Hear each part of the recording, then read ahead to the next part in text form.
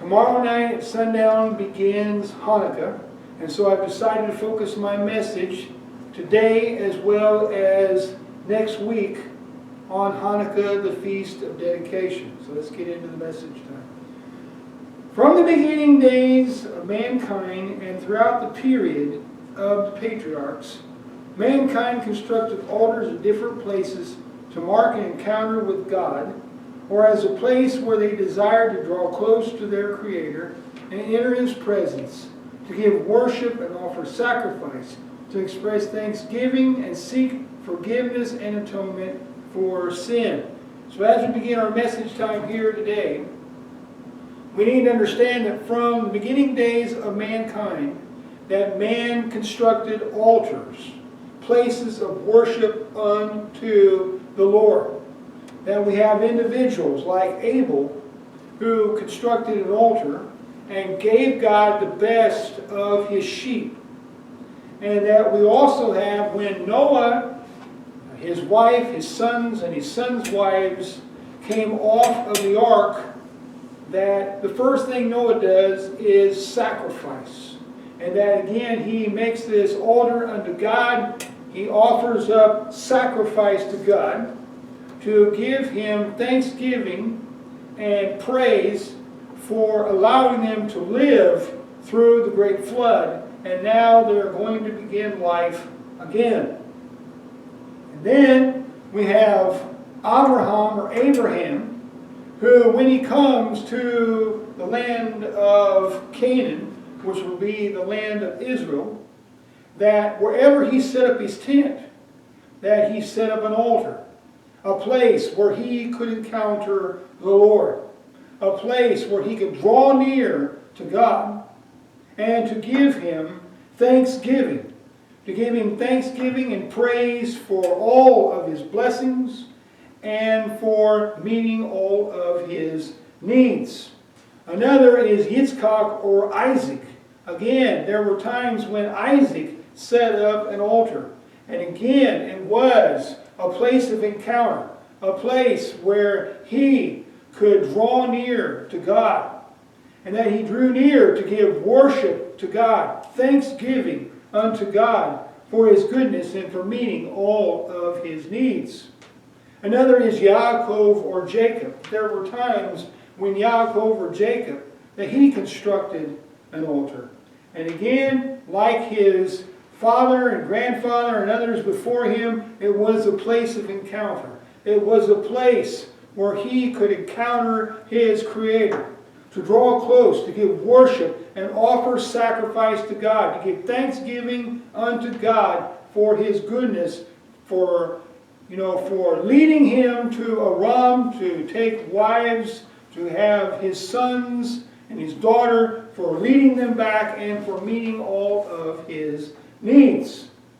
Now again, throughout that time, from the beginning days of mankind, throughout the period of the patriarchs, people set up these private altars. And again, it was to mark an encounter. God came to them, God spoke to them, and again, to mark that encounter and give Him worship and praise, they set up an altar. Others, it was to draw close to God, to give Him worship and express thanksgiving for His goodness. Others, it was to construct an altar. They realized that they had sinned against God, so they set up an altar. And here they would offer sacrifices seeking forgiveness and atonement for their sin. When God entered into covenant with Israel, all private altars were prohibited, and all sacrifices at these sites were unacceptable. So again, from the beginning of time up into the patriarchs, we have where people set up private altars. They built private altars, they offered up sacrifices and offerings unto God. But we see that in Devarim or Deuteronomy chapter 12, that Moses is told to tell the people that they will not do as their fathers and their fathers had done before them, or as they're doing as they're traveling in the wilderness. But that once the tabernacle is constructed and the central altar, the central sanctuary is constructed and an altar is set up to the Lord, that all private altars and all private sacrifices and offerings are prohibited. They will not be accepted. And again, the people must bring them to the central sanctuary and have them offered up on the altar there in the presence of the Lord. While the Israelites were in the wilderness, they were to worship at the tabernacle, a sanctuary made of curtains that could easily be set up, taken down, and transported from place to place. At this place, God will rest His presence among His people. So again, we have in Shemot or Exodus chapter 26 that God says to Moses, I want the people to make me a sanctuary, a tabernacle, a place where my presence can dwell among the people. Now again, it is the tabernacle. It is a temporary structure that can be set up and then taken down, moved from place to place. And again, God tells them how it is to be constructed. They're going to have these wooden support posts, and then they're going to have these curtains made of different colors of material. And that, again, that the tabernacle is going to be set up. It is going to be set up, and then when God wants them to move on, they're going to go in and take it down, and they're going to move it and transport it to the next site, and then it's going to be set up once again. When the Israelites had taken possession of the promised land, and King David had defeated all their enemies, King Solomon and the people constructed the temple, a permanent structure for God. So again, we have the tabernacle, which is a temporary structure that could be set up, taken down, and moved to the next place. But when the Israelites enter Canaan, the land of promise, and they've taken possession of the land, we have where we have the beginning of the monarchy with King Saul. But Saul could not unify the tribes. David comes to the throne, and David is able to unite all 12 tribes. They are one people. And David takes an army and fights against their enemies. He defeats and destroys their enemies, and now they have secure borders, and there is peace in the land. And with this, when David dies, his son King Solomon comes to the throne because there is peace with secure borders, that now it is time for the temple, the permanent structure, to be set up for the Lord. And we have this mentioned in 2 Chronicles. 2 Chronicles chapter 3 verse 1 through chapter 5 verse 14. It tells all about everything that was done to construct the temple. That Solomon has men who will go and work in stone quarry, cutting stones. Others are sent to the mountains to cut down timber. Others are fashioning different materials. And that they're all brought together to the temple site, and they build the temple unto the Lord. Now there is a permanent structure, a place to worship the Lord. After Israel paid double for their sin and iniquity at the hands of their enemies, many of them returned and rebuilt the temple and set up an altar unto the Lord. So again, Solomon and the people had constructed the temple, this permanent structure for the Lord. But we see that as the years went by, the people wavered in their walk with God. And so therefore God sent prophets to the people. You are straying. You must repent and return to the Lord, or you will experience His judgment. We know that the northern tribes did not listen. And so therefore they were carried off by Assyria into captivity. And all we had was Judah and those tribes that were united with him.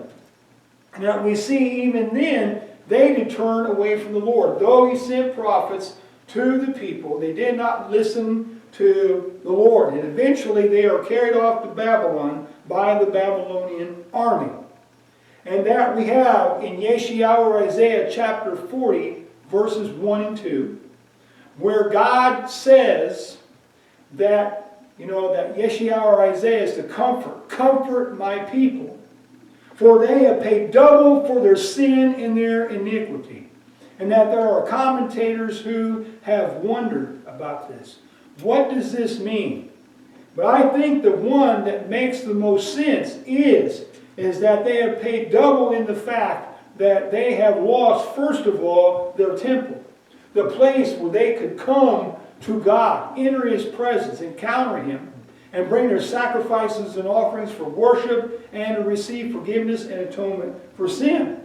So, because of their disobedience, they've lost their temple. Second of all, they have lost their inheritance. They've lost their land. They have been carried off into captivity, far away from Israel.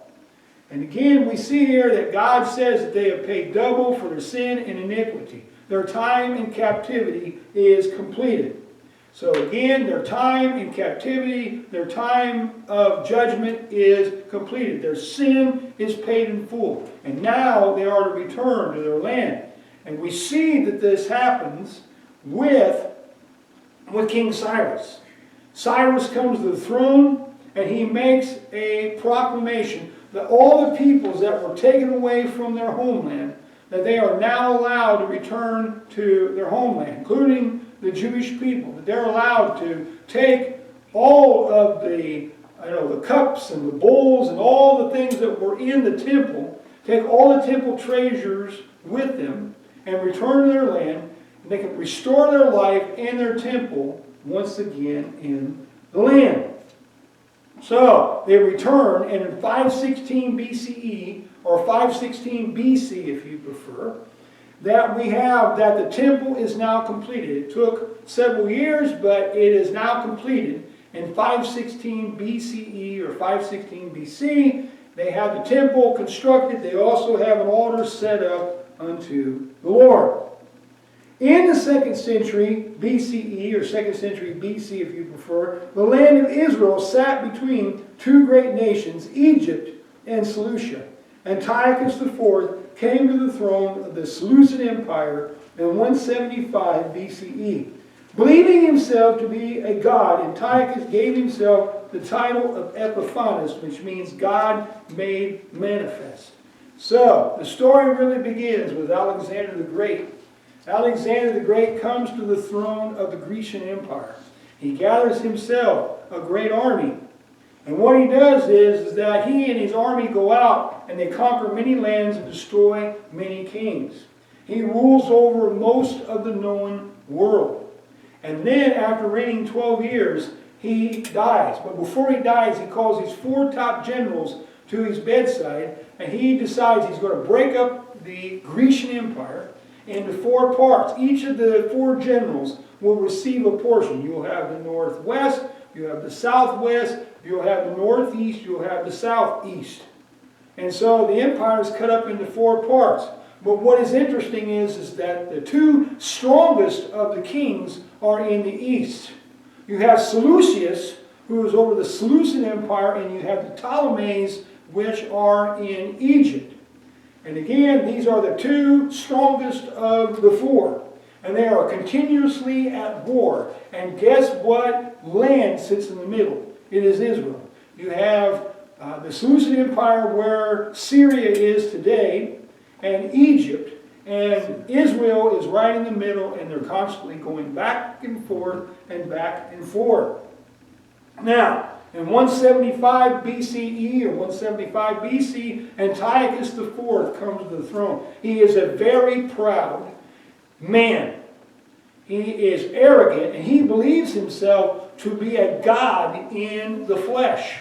So that when he comes to the throne, he names himself Antiochus IV with the title Epiphanes. Epiphanes means God made manifest, or God in the flesh. The land of Israel was on the edge of civil war with the Hellenists, who wanted to embrace the Greek culture and pagan ways, pitted against those who wanted to remain faithful to God, His teachings and instructions. So when Antiochus comes to the throne of the Seleucid Empire, in the land of Israel, the land is on the edge of civil war, because there are those who want to embrace Hellenism. Hellenism is from the Greek, it's the Greek way of life. It is embracing the Greek culture, the Greek gods, the Greek ways. They said, that the ways of the Lord are embarrassing. They're archaic, they're old, we're not prospering. So what we need to do is that we need to embrace Hellenism. We need to embrace the Greek culture, the Greek gods, the Greek ways, and in this we will prosper. But there were those who were pitted against them. And they were the ones led by Onias, who's the high priest. And he says, we must be faithful to God. We must be faithful to God, observe His teachings and instructions, walk uprightly before Him, and we will be blessed. So the land is on the edge of civil war. Now Antiochus, he had been captured by the Romans and had lived in Rome for a period of time. And he had seen that Rome was strong because they were a united people. So he says to his people, there's too many cultures, there's too many gods, there's too many languages and different ways of living. Give up your gods, give up your culture, give up your language, give up your ways, and embrace Hellenism. And so he sends these letters out to the peoples of his empire, and most of the pagans, they agreed with this. They gave up their gods, their culture, their languages and ways, and embraced Hellenism. But again, we find that in Israel, there is some opposition. And I don't know if you know or not, but when the Jewish people have been persecuted, generally those who are leading it are other Jews. Jews will turn on other Jews, and they will encourage others to persecute the Jews. And this is what happens. There are these pro-Hellenists who go to Antiochus. And he says there are people living in the land who will not embrace Hellenism.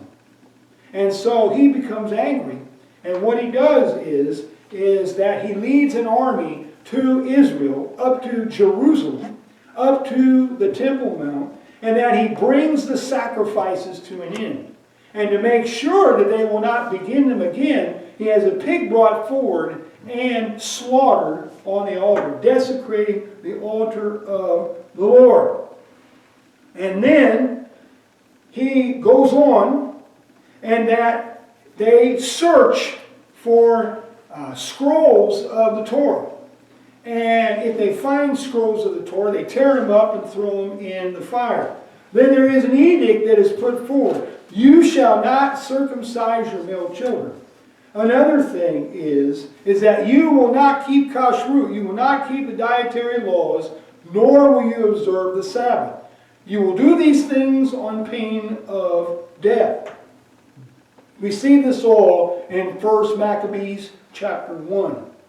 However, a faithful remnant led by Pt.1, which is Matthew in our language, the patriarch of the house of Hashmon, a Jewish priestly family, chose to fight and die rather than to deny their God and forsake His covenant.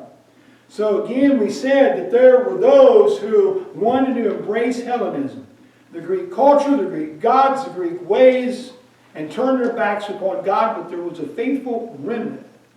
And that this group was led by Onias the high priest, but he is eventually put to death. So they're looking for a leader.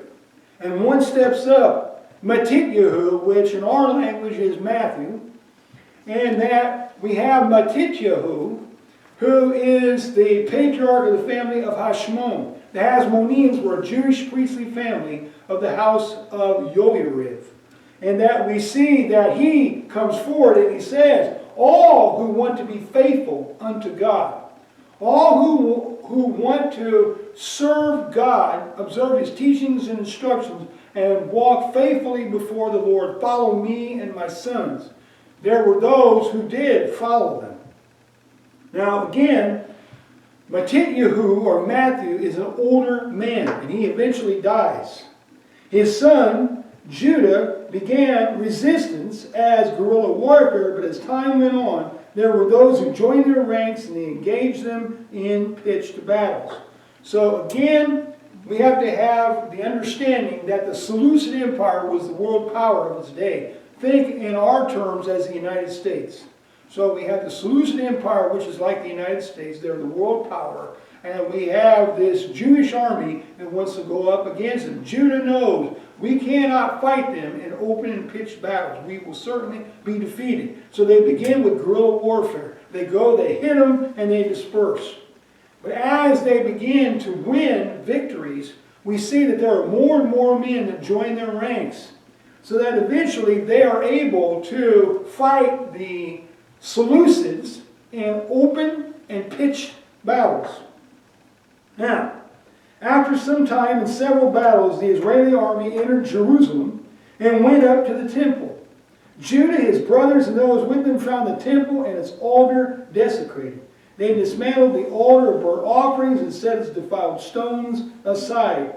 In its place they set up unhewn stones. So again, Judah, his brothers, and their army, they're fighting against the Seleucids. And after one battle, after a certain battle, that the way to Jerusalem is open. And that the Seleucids, they are regrouping for another battle. So Judah and his brothers say, the way to Jerusalem is open. Let's go to Jerusalem. Let's cleanse and restore the temple. Let us cleanse and sanctify the altar and begin worship unto God once again. So they go up to Jerusalem, the Temple Mount, and to their horror, they find that God's house has been desecrated. They find that the altar has been profaned.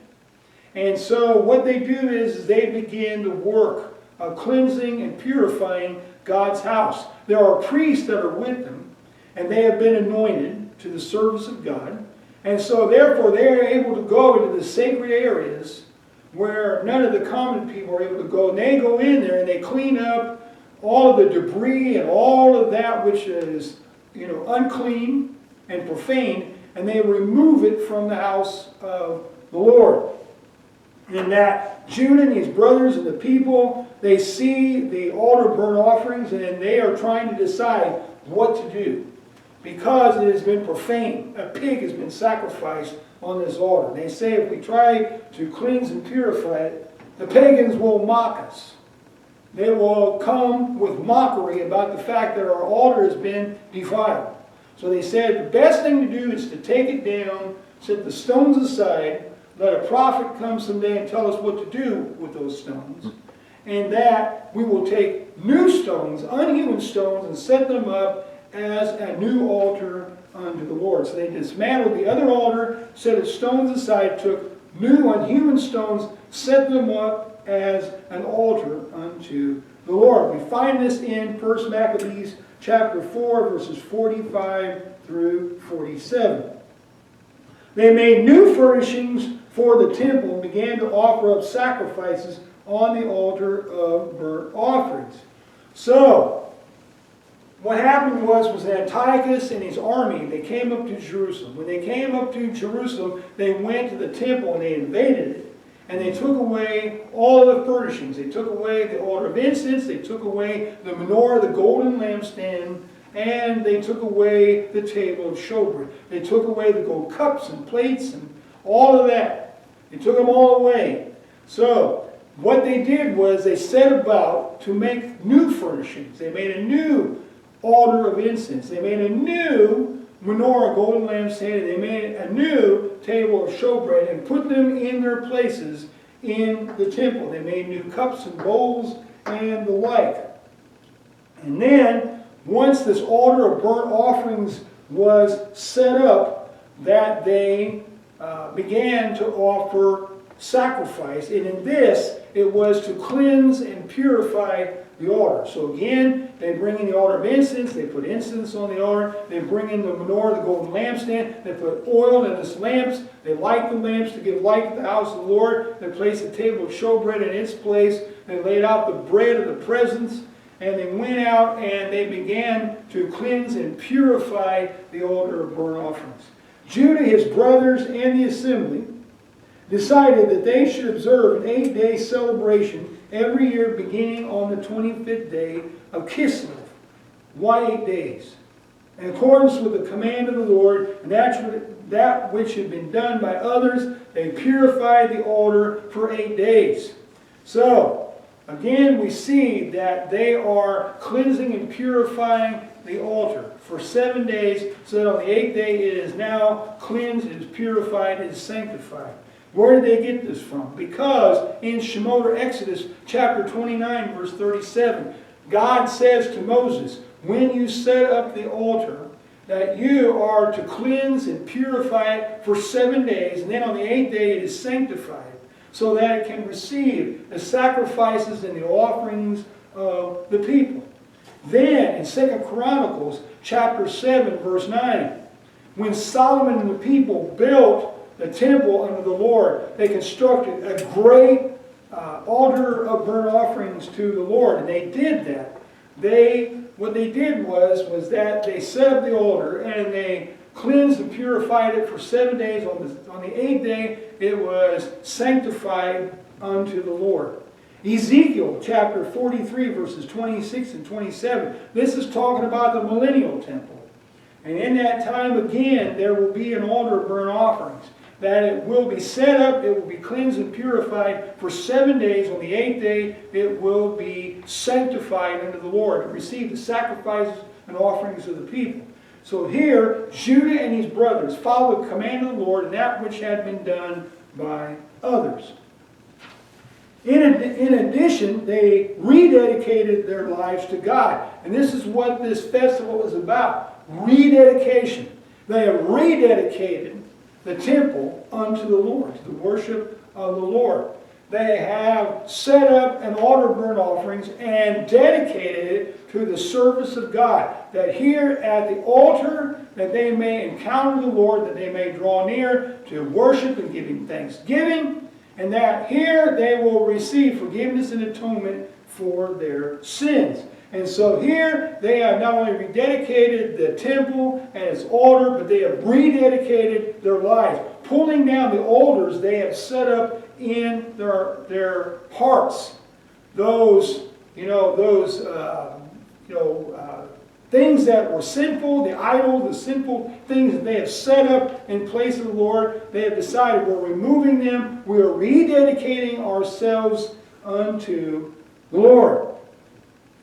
Secondly, since they did not get to observe Sukkot during their time of traveling and fighting, they patterned Hanukkah after Sukkot. So the first reason, and we see this here in 1 Maccabees chapter 4, and 1 Maccabees chapter 4 verse 59, that was that Judah and his brothers and the assembly determined that every year at that season the days of dedication of the altar should be observed with joy and gladness for 8 days, beginning on the 25th day of the month of Kislev.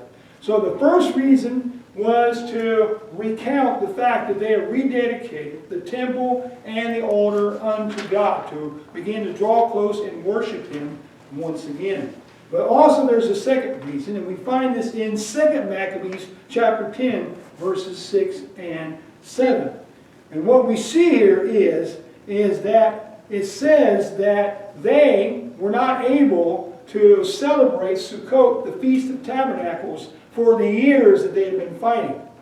And that their desire was to observe Sukkot, the Feast of Tabernacles.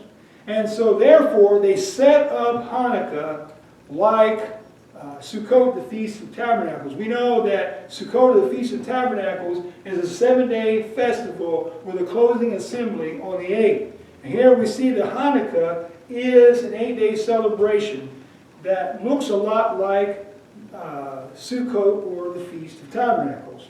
Though some did and continue to call it the Festival of Lights, there is no basis for the title. Josephus wrote that he believed it was called the Festival of Lights because the light of freedom had come to Israel. So we know that in ancient Israel, that there were those who called it the Festival of Lights. In medieval times, there were some that called it the Festival of Lights. Even today, many people call it the Festival of Lights. And that, it wasn't really known why.